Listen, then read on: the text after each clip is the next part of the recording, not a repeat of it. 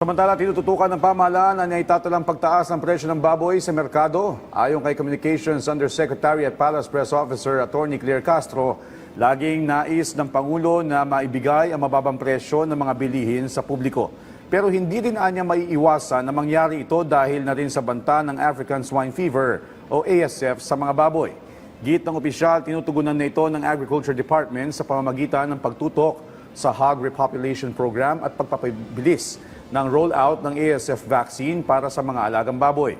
Naglaan na rin ang DA ng 1.6 billion pesos para sa pagbili ng 13,000 finishers at 30,000 breeders na inaasahang makakapag-produce ng 1 million finishers habang hinihintay ang ASF vaccine.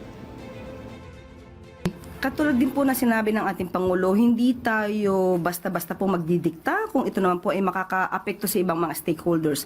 Inaaral po ito para balanse po ang maging resulta, balanse sa consumer, balanse po rin sa mga hog raisers.